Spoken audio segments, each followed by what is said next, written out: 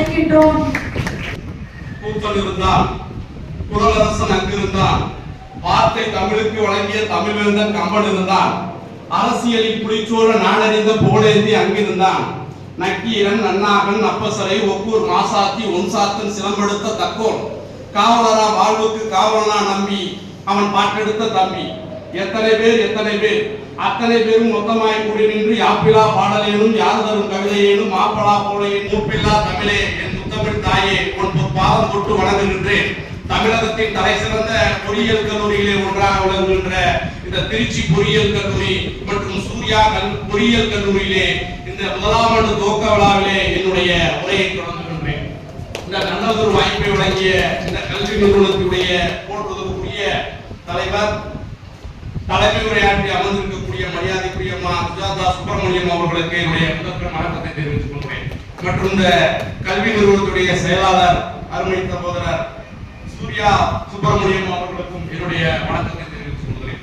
மற்றும் இந்த எனக்கு முன்னால் சிறப்பாக பல்வேறு கருத்துக்களை எடுத்துரைத்த சூர்யா பொறியியல் கல்லூரியுடைய முதல்வர் ஐயா அவர்களுக்கும் திருச்சி பொறியியல் கல்லூரியுடைய முதல்வர் ஐயா அவர்களுக்கும் வரவேற்பு உரையாற்றி அமர்ந்திருக்கக்கூடிய மங்கையரசி பேராசிரியர் அவர்களுக்கும் இறுதியாக நன்றி உரை இருக்கக்கூடிய நிஸ்கலா பேராசிரியர் அவர்களுக்கும் மற்றும் இந்த நிகழ்ச்சியிலே கலந்து கொண்டிருக்கின்ற அன்பிற்கினிய பெற்றோர்களே, நாளைய தமிழகத்துக்கு மட்டுமல்லாமல் அகிலமெங்கும் தலை சிறந்த பொறியாளராக விஞ்ஞானிகளாக வர இருக்கின்ற அன்பிற்கினிய சகோதரர்களே சகோதரிகளே, உங்கள் அனைவருக்கும் முத்தான முதல்வர் வணக்கத்தை தெரிவித்துக் கொள்வேன்.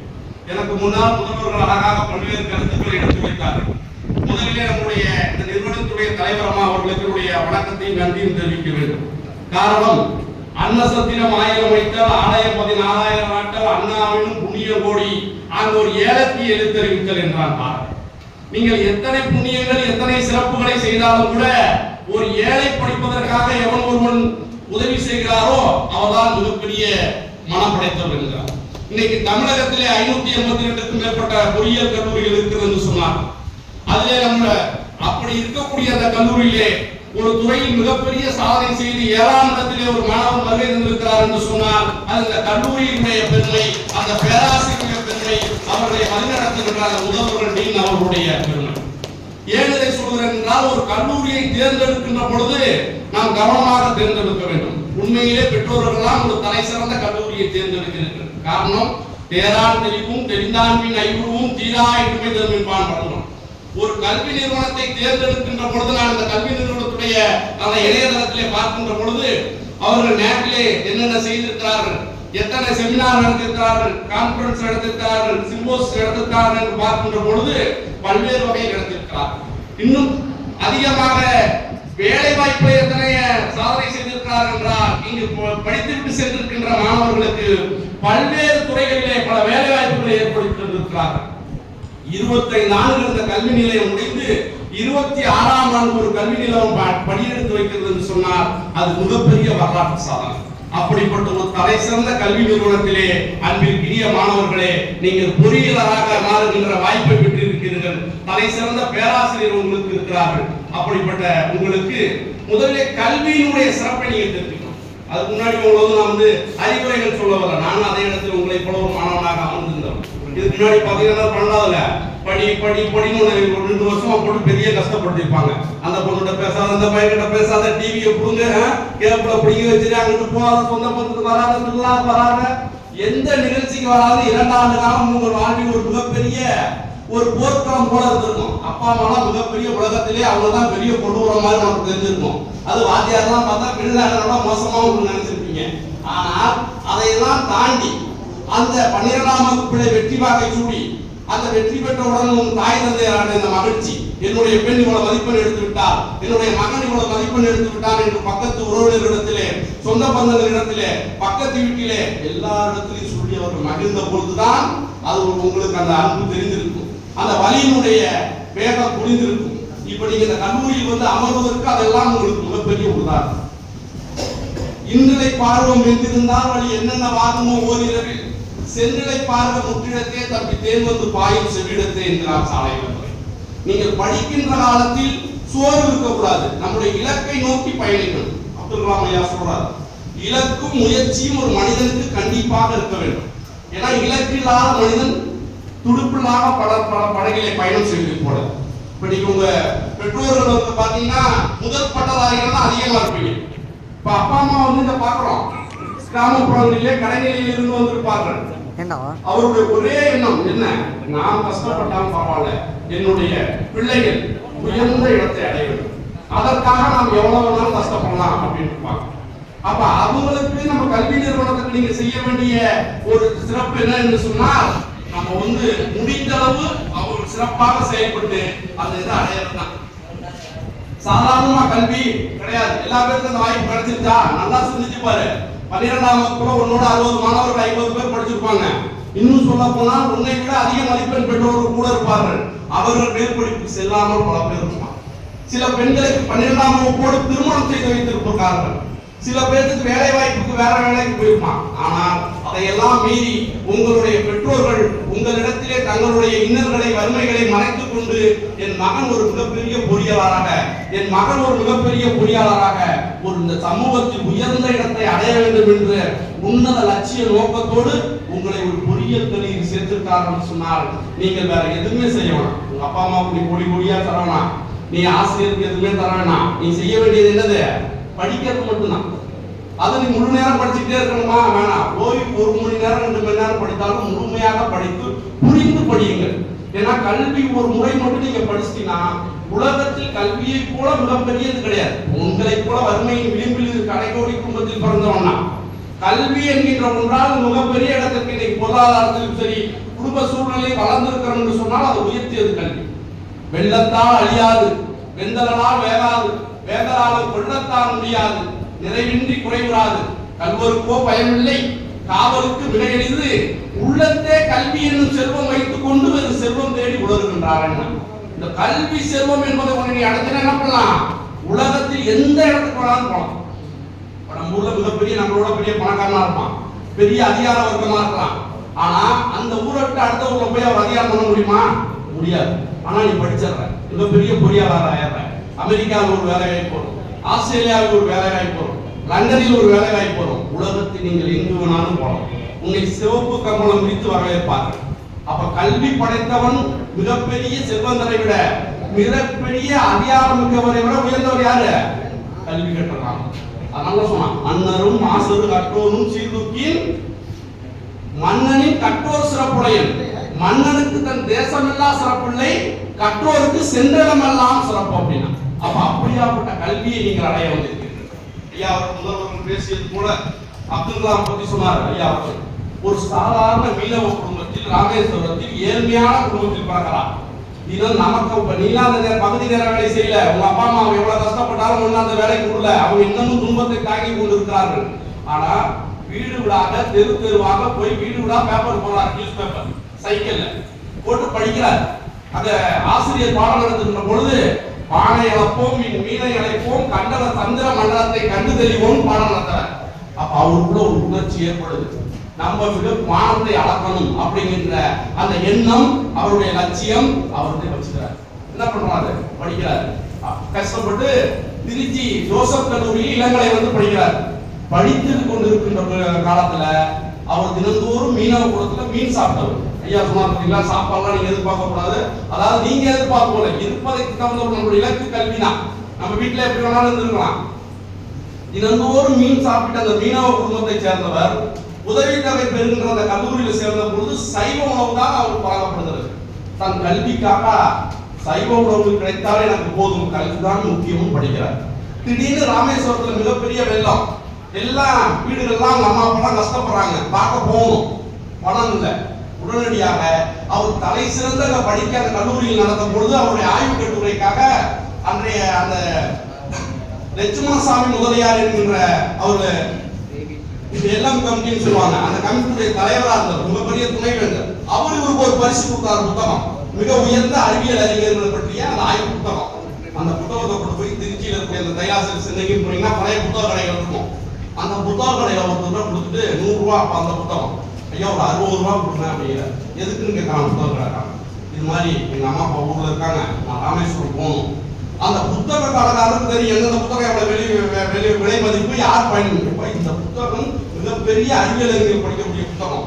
உனக்கு இந்த புத்தகம் பரிசா கிடைச்சிருக்குன்னா அது யாரு கொடுத்துருக்கா? லட்சுமணசாமி முதலியார் மிகப்பெரிய பல்கலைக்கழகத்தில் துணைவேந்தர் கையெழுத்து போட்டு கொடுத்துருக்காரு. அதனால இந்த புத்தகத்தை நான் அப்படியே வச்சிருக்கேன்.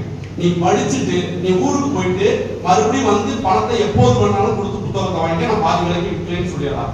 மீண்டும் அவர் திருச்சிக்கு வந்து அங்க இருந்து பெட்ரோல்கிட்ட பணம் வாங்கிட்டு வந்துட்டு அந்த புத்தகத்தை வாங்குறார். அவர் சொல்லுறார், அப்துல் கலாம் அவர்கள் ஒரு நேர்காணலில், நான் அந்த புத்தகத்தை முழுமையாக படித்த பின்புதான் நான் இஸ்ரோ அறிவியல் விஞ்ஞானியாக மாற வேண்டும் என்று எனக்கு அந்த ஆர்வத்தை தூண்டியதுங்கிறார்.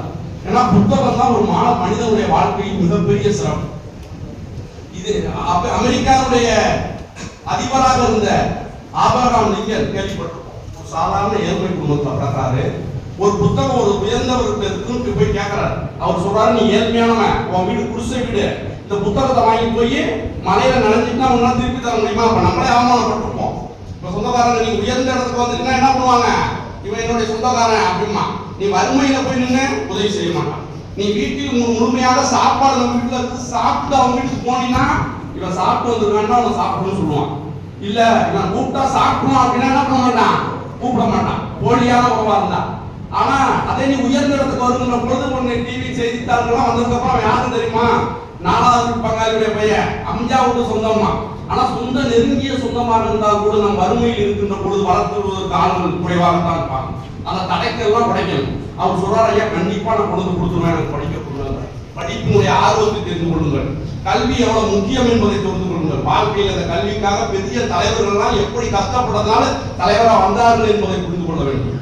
உடனே அவர் சொல்றாரு, மறுபடியும் 2 நாள், முதல் நாள் படிக்கிறாரு, 3/4 புத்தகத்தை முடிச்சாரு. 2வது நாள் படிச்சுட்டு இருக்காரு, மழை வந்தது. அவர் நேரம் மழை வந்து புத்தகம் நனைஞ்சு விடுது. கொண்டு போய் கொடுக்குறாரு. ஏன்னா அப்பயே சொன்னேன்ல, நீ ஒரு ஏழ்மையானவன், இதெல்லாம் தேவையான்னு சொல்லி அந்த முதலாளி அவனுக்கு கொடுத்தாரு. இந்த வா, இந்த புத்தகத்துக்கு பதிலா வயல் இருக்குது, அந்த மாட்டுக்கு பதிலாக நீ ஏற விடுவோம், கையில இருக்கணும் 2 நாளைக்கு. அப்ப நம்மளா தான் நம்ம கோவப்படுவான். ஏங்க அப்படின்னு அவர் சொல்றாரு. அடுத்த வார்த்தை சொல்றாரு, நான் 2 நாள் இல்ல 3 நாள் கூட நான் இருக்கிறேன், இந்த புத்தகத்தை எனக்கே வைத்துக் கொள்ள தருவீர்களா அப்படின்னு அந்த முதலாளியை பார்த்து கேட்கிறாரு. அவருடைய ஆர்வத்தை பார்த்துவிட்டு அந்த முதலாளி, நீ எதுவுமே செய்ய வேண்டாம், அந்த புத்தகத்தை எடுத்து போங்க. அப்படி அந்த அமெரிக்காவின் மிகப்பெரிய சாதாரண செருப்பு தைக்கின்ற குடும்பத்தில் இருந்து பிறந்த அந்த ஆபிரகாம் லிங்கன் அந்த ஒரு நாள் அமெரிக்காவோட அதிபராக. அதே மாதிரி அப்துல் கலாம் என்ன பண்றாரு? அந்த புத்தகத்தை படித்து அறிவியல் மிகப்பெரிய ஆளுமையாகிறார். உலகத்தில் இன்னைக்கு தெரிஞ்சுக்கங்க, இன்னைக்கும் அமெரிக்காவுடைய சாட்டலைட், நாசாவுடைய சாட்டலைட் இந்த உலகம் கூட சுத்தி வந்துட்டு இருக்குது. ஒரு செகண்ட்ல இப்படி வந்துட்டு போய்கிட்டே இருக்கும். இந்த உலகத்தில் எங்க அணுகுண்டு சோதனைகள் நடத்தினாலும் எந்த ஆய்வுகள் செய்தாலும் நாசாவுக்கு தெரியாமல் நாம் செய்ய முடியாது. அப்படி ஒரு விஞ்ஞான நம்ப வச்சிருக்காங்க, சாட்டலைட் விட்டுருக்காங்க. இஸ்ரோ நம்ம மிகப்பெரிய சாதனைகள் செய்தால் கூட, அப்ப அப்துல் கலாம் அவர்கள் குடியரசுத் தலைவராக ஒரு அறிவியல் அறிஞராக இருக்கிற போது அமெரிக்காவுக்கு போறார். 3 நாள் அவருக்கு அங்க கொடுத்துருக்காங்க வாய்ப்பு. முதல் நாள் போய் நாசாவை சுற்றி பார்க்கணும், அது இருக்கக்கூடியதெல்லாம் பார்க்கணும் அப்படின்னு கேட்கிறாரு. இல்லைங்க சார், 2வது நாள் பார்த்துக்கலாம் அப்படின்னு சொல்லிடுறாங்க. 3வது நாள் சொல்றான், 2வது நாள் போறாரு, நாளைக்கு மறுபடியும் அதை பார்க்கலாம் சார், நீங்க வேற இடம்னா இருக்குன்னு கூட்டிட்டு போறோம், ஒவ்வொரு இடமா கூட்டிட்டு போறோம். 3வது நாள் இப்ப என்ன பண்றான், அவருக்கு நேரம் 5 மணி முடியுதுன்னா 4:30 வரைக்கும் வேற பக்கமே சுத்த வைக்கிறான். உள்ள கூட்டிட்டு போய் காமிக்க பண்ணிக்கிறான். ஏன்னா தெரிஞ்சுக்கிட்டா அவர் இந்தியாவுக்கு இது பண்ணிடுவாரு, இவர் இந்தியாவுடைய மிகப்பெரிய அறிவியல் அறிஞர்னு சொல்லிட்டு வேண்டுமென்றே 5 மணி வரை அந்த நாசாவிற்குள் அவரை அழைத்து செல்லாமல் காட்டுல எதுவுமே நேரம் முடிஞ்சிருச்சா, அடுத்த வர நீங்க பாத்துக்கலாம். அவருக்கு மிகப்பெரிய வருத்தம் மனதிற்குள் இருக்கிறது. நாம் ஒரு இந்தியனாக இருந்து அறிவியல் அறிஞராக இருக்கின்ற பொழுது நம்மை அவமானப்படுத்துகிறார்கள். அப்துல் கலாம் யார் என்பதையும் இந்தியர்கள் யார் என்பதையும் அறிவியலில் நாம் யார் என்பதையும் உணர்த்த வேண்டும் என்பதற்காக என்ன பண்றாரு, பொக்ரான் அணுகுண்டு சோதனை நடத்துறாரு. எல்லாம் தயாராயிடுச்சு. பிரதமர்கிட்ட அனுமதி கேட்கிறாரு, அவங்க நடத்தலாம்னு சொல்றாங்க. பாருங்க, உலகத்தில் எந்த சோதனை அணுகுண்டு நடந்தாலும் அமெரிக்காவுக்கு தெரிஞ்சதுக்கு அப்புறம் தான் நடத்த முடியும். அப்புறம் என்ன பண்றாங்க, இந்த சேட்டலைட் இங்க வருது, கல்லூரிகிட்ட வருது அப்படின்னா இது மறுபடியும் சுத்தி வர்றதுக்கு 30 செகண்ட் ஆகும், 60 செகண்ட் ஆகும்னு வச்சுக்கோங்க. அந்த அதே மாதிரி இந்தியாவுக்கு அந்த சேட்டலைட் வந்துட்டு மறுபடியும் சுத்தி 60 செகண்டுக்கு அப்புறம் தான் இந்தியாவுக்கு வரணும்னா அவர் அந்த இங்க இருந்து புறப்பட்ட அடுத்த நேரத்துல இங்க வெடிக்க வைக்கிறார். அவன் சுத்தி வர்றதுல என்ன ஆயிடுச்சு, வெடிச்சிருச்சு. உலகத்திலேயே அன்புக்குரிய தம்பிகளை தங்கைகளை தெரிந்து கொள்ளுங்கள், உலகத்திலேயே ஒரு அணுகுண்டு சோதனை நடத்திய பின்பு அமெரிக்காவுக்கு தெரிந்தது என்று சொன்னால் இந்தியாவின் தமிழ்நாட்டில் பிறந்த அப்துல் கலாம் என்கின்ற அந்த மிகப்பெரிய கல்வி ஆளுமை, அவர் செய்த அந்த ஆளுமை பண்பு தான் அமெரிக்காவில் தான். அதுக்கப்புறம் அடுத்த அவனே கூட்டிட்டு போனோம். எதுக்கு இதை சொல்றோம்னா, வறுமை ஏழ்மை இதெல்லாம் ஒரு தடைகளே கிடையாது. தடைக்கற்களை உடைத்து இருக்கின்ற பொழுதுதான் நீ அடுத்த இடத்துக்கு போக முடியும். நான் ஐயோ வறுமையா இருக்குது, எங்க அப்பா கஷ்டப்பட்டுருக்காரு நினைச்சிருந்தா நம்ம அடுத்த இடத்துக்கு வந்துக்க முடியாது. வறுமையினுடைய விளிம்பை உடைக்க எறியணும். அப்ப என்ன பண்ணணும்? படிக்க வேண்டும். என்னுடைய பேராசான் பெரியார் குழுவுல படிக்கின்ற பொழுது வறுமையிலிருந்து நீ பேச்சு போட்டு போயிட்டு சொன்னார், நீ படிக்க ஆரம்பிச்சு நூலகத்தை பயன்படுத்தி என்று சொன்னார். இந்த நேரத்தில் நீங்கள் எத்தனை தலைப்புகள் கொடுத்தாலும் எத்தனை மணி நேரம் வேண்டாலும் பேசுகின்ற அளவுக்கு நான் உயர்ந்திருக்கிறேன் என்று சொன்னால் பெருமைக்கு சொல்லவில்லை. அது ஆசிரியர்களிட்ட பிச்சை. ஆசிரியர்களை யார் வணங்குகிறோமோ, பெற்றோர்களை யார் வணங்குகிறோமோ அவன் தான் உயர்ந்த இடத்துக்கு வர முடியும். போய் நூலகத்தை படினாங்க, புத்தகங்களை எடுத்து படித்துக் கொண்டு. புத்தகங்களை ஏன்னா புத்தகத்தை எவனும் படித்து நீங்க பாடத்தை படிக்க வேண்டும். பாடம் சார்ந்த புத்தகங்களை படிக்கணும். வாழ்க்கையில் மிகப்பெரிய சாதனையாளர்கள் எடுத்து படிக்கணும். இப்ப நீங்க இந்த இடத்துக்கு வர்றீங்கன்னா போய் பத்துக்கு படிச்சுக்கிட்டே இருக்கலாம். என்னுடைய கருத்து மகிழ்ச்சியாகவும் இருக்கு. ஆனால் 1 மணி நேரம் படித்தாலும் ஆழ்ந்த சிந்தனையோடு உங்களுடைய கிரியேட்டிவிட்டி என்று சொல்லக்கூடிய அந்த விரி சிந்தனை ஏற்படுகின்ற வகையில் படிக்கணும். என்ன புதுமையை செய்யணும்னு நினைக்கணும். நூலகத்தை பயன்படுத்தணும். ஏன்னா நூலகத்தை யாரெல்லாம் பயன்படுத்தினார்களோ அவர்கள் தான் உலகத்தின் தலை சிறந்த ஆளுமையாக இருந்திருக்கிறார். பேரறிஞர் அண்ணா 4 அடி இமயம் என்பார். 4 அடி தான் அவர் போனார்னா கூட உள்ள வருமானு கேட்பாங்க. நாடாளுமன்றத்தில் போய் பேசுறார், ஆங்கிலத்தில் பேசுறார். யாருமே பிரதமர் இருக்கின்ற பொழுது 10 நிமிடம் தான் 5 நிமிடம் தான் பேசணும். அதுக்கு மேல சபாநாயகர் ஸ்பீக்கர் என்ன பண்ணிடுவாரு? பெல் அடிச்சுடுவாரு. இவர் பேச்சை கேட்டு இந்தியா அவர் பிரதமர் என்ன பண்றாங்க? பெல் அடிக்காதீங்கன்றார். 1.5 மணி நேரம் நாடாளுமன்றத்தில் பேசுறார் ஆங்கிலத்தில். அந்த அளவுக்கு புலமை மிக்க அமெரிக்காவுடைய ஏல் பல்கலைக்கழகத்தில் போய் பேரறிஞர் அண்ணா பேசுறார் ஆங்கிலத்தில். அவருடைய ஆங்கில புலமையை பார்த்துட்டு அமெரிக்காவில் இருக்கக்கூடிய பேராசிரியர்கள் மாணவர்கள்லாம் ஒரு சிலர் மகிழ்ச்சி அடையலாம், ஒரு சிலர் பொறாமை. ஏன்னா வேற நாட்டுல இருந்து எல்லாம் இந்தியாவில இருந்து வந்துட்டு அதுவும் தமிழ்நாட்டில இருந்து வந்துட்டு ஆங்கிலத்தோட புலமை மிக்கவரா அப்படின்னு சொல்லி பொறாமைப்பட்டு கூட்டம் முடிந்து வெளியே வந்தவன் பேரறிஞர் அண்ணா அவர்களை அவமானப்படுத்த வேண்டும் சொல்லிட்டு 2 மாணவர்கள் வந்து கேள்வி கேட்கிறான். ABCD என்கின்ற வார்த்தை வராத சொல் சொல்லுங்க உடனே அப்படின்னு கேட்கிறான். உடனடியாக பேரறிஞர் அண்ணா அதான் பாருங்க, ஏன்னா அவர் படிச்சுக்கிட்டே இருக்காரு ஆளுமை. 1 2 3 4 5 6 7 8 9 10 சொல்லி 99 வரைக்கும் சொல்லிக்கிட்டே இருக்காரு. 100 சொல்லுவார்னு எதிர்பார்க்கலாம். ஸ்டாப் அப்படிங்கிறார். ஏன்னா 100ல D வந்துடும். அப்ப பாருங்க, ABCD என்பது 1 இருந்து 99 வரையில எந்த இடத்துலயும் ஆங்கிலத்தில் 4 வருஷமே வராது. அப்ப அந்த அளவுக்கு ஆங்கிலத்தில் புலமையாக இருந்திருக்கிறார். நாளைக்கு அவர் அறுவை சிகிச்சை புத்தகம் படிச்சுட்டு இருக்காரு. ஆசிரியர் வந்து டாக்டர் கேட்கிறாரு, எங்க நாளைக்கு அறுவை சிகிச்சை நீங்க செய்யணும் அப்படின்னு சொல்றப்ப நாளை வைத்துக் கொள்ளுங்கள். உங்க உயிருக்கு ஏதாவது ஆயிர போகுது. நான் ஒரு புத்தகம் படித்துக் கொண்டிருக்கின்றேன், இன்னும் 60-70 பக்கம் இருக்கிறது, இன்று முழுதும் படிப்பேன். நாளை தான் மருத்துவர் வச்சுக்கணும், உயிர் போனாலும் பரவாயில்லை, நான் புத்தகத்தை முடிக்க வேண்டும்ங்கிறார். அப்ப இது மாதிரி யாரெல்லாம் நூலகத்தை பயன்படுத்தினார்களோ அவர்கள் தான் மிகப்பெரிய ஆளுமையாவாங்க. அப்ப நீங்க ஓய்வு நேரங்களில் நூலகங்களை படிக்கணும்.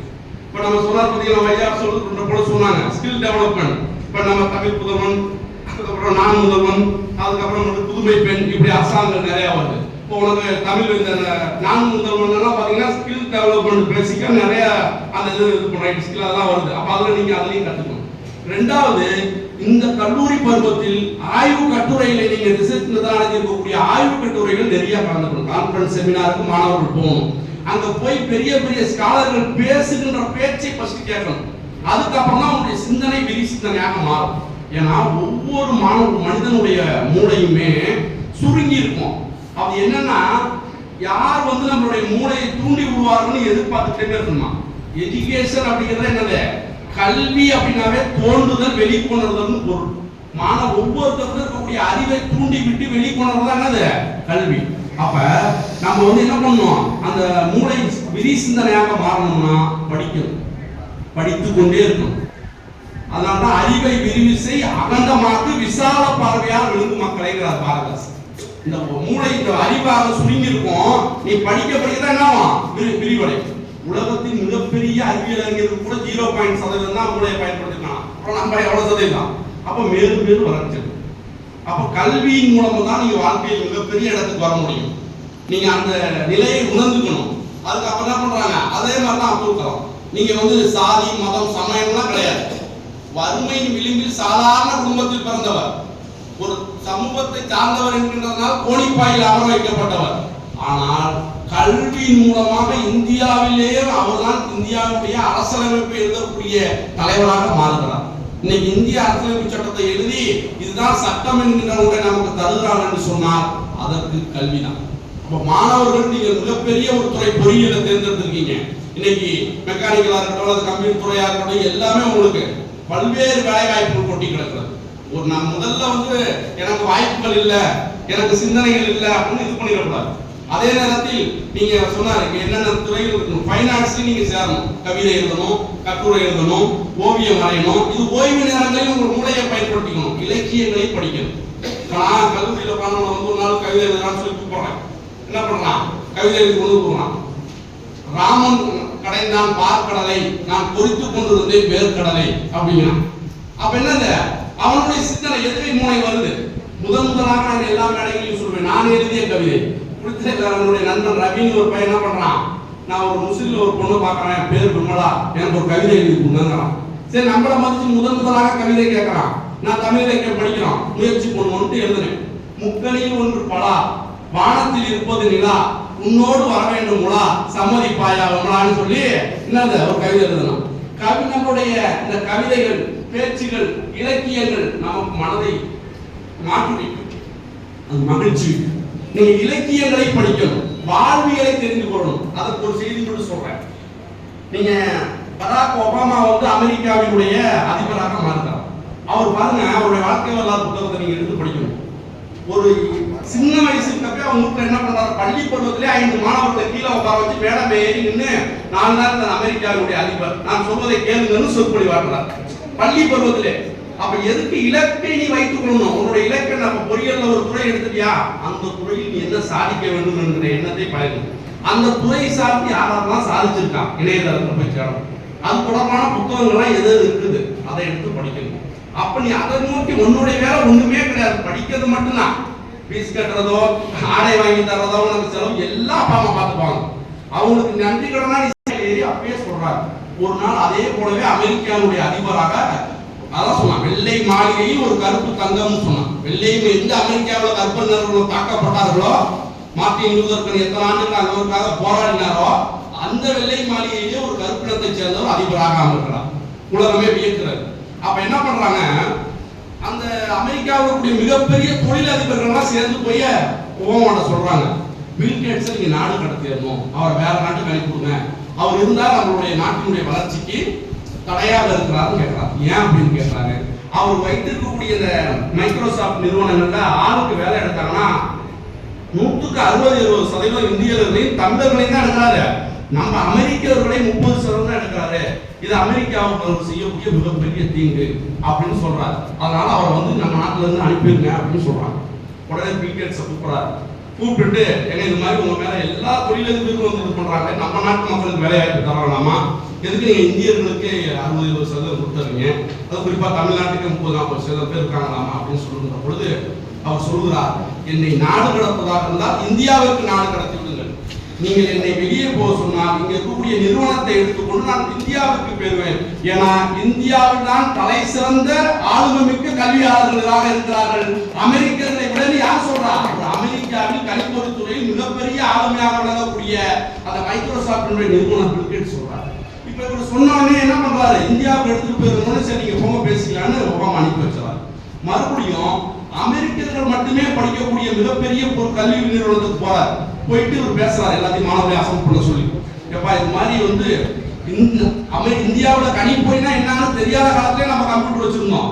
ஆனா ஒன்னை விட எப்படி அவங்க மிகப்பெரிய ஆளுமையா வந்திருக்கான், ஏன் நம்ம வர முடியல, 70% பேர் அவங்க தான் இருக்காங்க இன்னைக்கு அப்படின்னு சொல்லுகின்ற பொழுது அந்த இந்தியாவில் பிறந்த இந்தியா வம்சாவளியை சேர்ந்த ஒரு பெண் பேராசிரியராக அங்க இருக்கிறார். அந்த பெண் மேடையை நான் இந்தியா வம்சாவளியை சேர்ந்த பெண் ஒரு முறை பேசட்டுமா அப்படின்னு சொல்லி அந்த அதிபர்கிட்ட அனுமதி கேட்கிறாங்க. அந்த அதிபர் அனுமதி கொடுக்குறாங்க. மேடை ஏறி வந்து சொல்றாங்க, அமெரிக்காவில் ஆசிரியர்கள் மாணவர்களுக்கு கல்வியை மட்டும் கற்றுக் கொடுக்கிறார்கள், ஆனால் இந்தியாவில் எங்கள் ஆசிரியர்கள் மாணவர்களுக்கு கல்வியோடு ஒழுக்கம் பண்பாடு என்பதையும் சேர்த்து கற்றுக் கொடுக்கிறார்கள். அதனால்தான் எங்களுடைய மாணவர்கள் ஆளுமை பெற்றவர்களாக இருக்கிறார்கள். அப்ப ஒழுக்கம் இல்லாத கல்வியும் பயன் கிடையாது. கல்வினாவே ஒழுக்கம் தான். Educational is a behaviour changing சொல்றாங்க. அப்ப ஒழுக்கத்தோடு நீ படிக்கணும். படிக்கின்ற பொழுது ஆசிரியர் பெருமக்கள் பெற்றோர்கள் சொல்லுகின்றதை இரண்டு தான் மிகப்பெரிய சொத்து, அழிக்க முடியாது, மிக ஆக்கச் சிறந்தது. ஒன்று பெயருக்கு முன்னால் முதல் இனிஷியல் யாருடைய பையன், ஒன்று பெயருக்கு பின்னால் இருக்கக்கூடிய பட்டம். இது ரெண்டு தான் உன்னை மிகப்பெரிய ஆளுமையாக மாற்றும். அப்ப அப்படியாப்பட்ட ஆளுமை மிக்க நம்மளுடைய மாணவ செல்வங்கள் வந்து முன்னேறணும். அதனாலதான் சொன்னான். அதுக்கப்புறமேட்டு பாத்தீங்கன்னா நம்ம கிட்ட வறுமை இருக்குது, நம்ம வந்து திறமை இல்லை. ஸ்டீபன் ஹாக்கிங் பார்த்துருப்பீங்க, மாற்றுத்திறனாளி. அவர் ஒரு தள்ளுவண்டியில இடுப்பு கீழே அவருக்கு ஒண்ணுமே கிடையாது, தலையில அப்படி சாய்க்கவே முடியாது. அந்த இணையதளத்தில் நீங்க போட்டு பார்க்கணும். ஓய்வு கிடைக்கின்ற பொழுது அன்புக்குரிய மாணவர்களே, நீங்க யூடியூப் பேஸ்புக் வாட்ஸ்அப்ல நீங்க போய் மகிழ்ச்சிக்குரிய செய்திகளை ஒரு சில நேரங்கள் பார்க்கலாம், தவறில்லை. ஆனால் நீங்கள் வேறு பொது அறிவுடைய செய்திகளை, சிந்தனைகளை தூண்டுகின்றதை நீங்க பார்த்துக்கிட்டே இருக்கணும். ஏன்னா அப்பதான் நமக்குள்ள ஒரு தீ ஏற்படும். ஏன்னா ஒரு வார்த்தை, ஒரு சொல் தான் நமக்கு ஒரு அச்சாணியாக இருக்கும். ஒரே ஒரு வார்த்தை தான் நம்முடைய வாழ்வில் மிகப்பெரிய மாற்றத்தை உண்டு பண்ணும். அவர் மிகப்பெரிய சாதனையாளராக மாறுகிறார். நம்முடைய குடும்ப சூழ்நிலை, வறுமை, இந்த காரணம் வந்து அது நம்ம தோல்விக்கான காரணத்தை சொல்றோம். அதனால என்னது, அடுத்தது நம்ம வந்து நம்ம கலியமூர்த்தி அவருடைய சொற்பொழிவு இணையதளத்தில் கேட்டீங்கன்னா அவர் சொல்றாரு, நான் மிகப்பெரிய துப்பாக்கி சுடுதல் மிகப்பெரிய எஸ்பி. அவர் பார்த்துருப்பீங்க, மோட்டிவேஷனல் டீச்சர், அவ்வளவு பெரிய பேச்சாளர். ஐயா அவர் சொல்றாரு, நான் மிகப்பெரிய ஒரு துப்பாக்கி சுடுதலில் மிகப்பெரிய ஆளுமையாக இருந்தேன். வருடந்தோறும் துப்பாக்கி சுடு போட்டு நடக்கும். கேரளாவை சார்ந்த அச்சுதன் நாயர் அப்படிங்கிறவரு என் கூட போட்டிக்கு வருவார். அவரு நான் தான் ஃபைனலுக்கு போவோம், நீங்க எல்லா பேரும் வெளியே போயிடுவாங்க. கடைசியில நான் தான் வெற்றி அடைவேன். 3 முறை தொடர்ந்து தங்க பதக்கம் வெட்டேன். அவர் வந்து தோல்வி அடைஞ்சு தலை எதுவுமே பேச மாட்டாரு, தலையை கீழே தூக்கிட்டு போயிருக்காரு அப்படின்றாரு. அடுத்த 4ஆம் ஆண்டு மறுபடியும் போறார். போட்டி தொடர்ந்து எல்லாம் படிச்சு செமி வந்து ஃபைனல் வந்துடுறாங்க. அச்சுதன் நாயர்னு கேட்கறாரு, இல்ல ரிட்டையர்ட் ஆயிட்டாரு அப்படின்னு அவர் சொல்றாரு. எனக்கு சந்தோஷமா இருந்துச்சு, ஏன்னா மிகப்பெரிய ஒரு போட்டியாளனே அவர் தான். மீதி அப்பா வந்து அதுக்கப்புறம் வந்து யாரும் அந்த ரோடு சொல்ல முடியாது. அப்ப நம்ம கண்டிப்பா அதை எளிமையா ஜெயிச்சிடலாம்னு மகிழ்ச்சியா இருந்தேன். ஒரு 6 அடியில் ஒரு பொண்ணு வந்து நின்றுச்சு. இன்னைக்குதான் ஃபைனலுக்கு வந்துருக்கோம். வியப்பா இருந்துச்சுன்னா ஒரு பெண் பிள்ளை இவ்வளவு தூரம் வந்துருச்சாங்க. அதுல ஏன்னா நான் 25 காலம் ரத்தம் வழிய துப்பாக்கி சுடுதல் பயிற்சி பெற்றேன் அப்படின்னு சொல்றாரு. மிகப்பெரிய நான் தான் அப்படின்னு தலைக்கணத்துல இருந்தேன் அப்படின்னு சொல்றாரு. அப்ப மறுபடியும் நிகழ்ச்சி நடக்குது. முதல் ரவுண்ட் நான் 9 உள்ள சுட்டேன், ஒரு ரவுண்டு அவுட்ல சுட்டேன், 9 இன்னும் சுட்டேங்கிறார். அதே மாதிரி அந்த பொண்ணு 9 உள்ள இன்னும் சுட்டுச்சு, ஒரு அவுட்ல சுட்டுச்சு அப்படிங்கிறார். மறுபடியும் 2வது உடனே என்ன பண்றாங்க, உடனே என்ன பண்றாரு இவர், இந்த பொண்ணு கூட பவராது, நான் சுட்டதை விட அது துல்லியமாக சுட்டுச்சு. எனக்கு மனதிற்குள் முதல் முறையாக ஒரு பயம் வந்துருச்சுங்கிறார். இது வரைக்கும் தலைக்கணக்கு தான் சொல்லுவார், வெற்றிக்கு முன்னால் தயக்கமும் வெற்றிக்கு பின்னால் மயக்கமும் இருக்கக்கூடாது. அப்ப நம்ம அடைஞ்சிட்டோம்னா இது வெற்றி கிடையாது. 12ஆம் கூட வெற்றி அடைஞ்சிருக்கிறது ஒரு இது. அடுத்த உண்மையான வெற்றி எங்க, நீ பொறியியல் துறையில் மிகப்பெரிய பட்டம் பெற்று வேலை வாய்ப்பு உயர்ந்த இடத்தில் அமர்ந்து, ஒரு மிகப்பெரிய உயர்ந்த இடத்தில் அமர்ந்து மிகப்பெரிய ஊதியத்தை பெற்று உன் தாய் தந்தையருக்கு, உன்னை வளர்த்தவர்களுக்கு, உன் உற்றத்தாருக்கு, உன் சுற்றத்தாருக்கு, உன் பேராசிரியர் பெருமக்களுக்கு, முதல்வர் கல்வி நிறுவனத்துக்கு எல்லாம் பெருமை சேர்ப்பதுதான் மிகப்பெரிய வெற்றி. அப்ப என்ன பண்றாரு, அப்ப அந்த பொண்ணு வந்தோடனே இவரு சரி வேணாம், தோத்துட்டோம்னா சங்கடமா போயிடும், 2 பேருக்கு பேரையும் ஃபைனல்ல தூக்கி போடுங்க, யார் பேர் வருதோ அவங்க வெற்றி அடைஞ்சதா வச்சுக்கலாம், 2வது ரவுண்ட் வேணாங்க. அந்த பொண்ணு சொல்றது முடியாது, அது பேர் அர்ச்சனா. இல்ல ஏன் சீட்டு குலுக்கி எழுதி போடுவதா போட்டி, 2 பேரும் மோதலாம், ஜெயிச்சா நீங்க ஜெயிச்சுக்கோங்க. அதுதான் பாருங்க, உங்கள்கிட்ட ஆளுமை திறமை இருந்தா நம்ம எந்த இடத்துலையும் பயப்பட வேண்டியது கிடையாது. புரியுதா, 2 பேருக்கு பேரை எழுதி போடுங்க, எழுதிலாம் போடலாம், 2 பேருமே சொல்லலாம் அப்படிங்கிறார். உடனே அடுத்த முறையில் 10 ரவுண்ட் கொடுக்குறாங்க. இவரு என்ன பண்றாரு, மறுபடியும் 9 ரவுண்டு உள்ள சுட்டு, ஒரு ரவுண்டு வெளியில சுத்திடுறாரு. 2வதுலயும் அந்த பெண்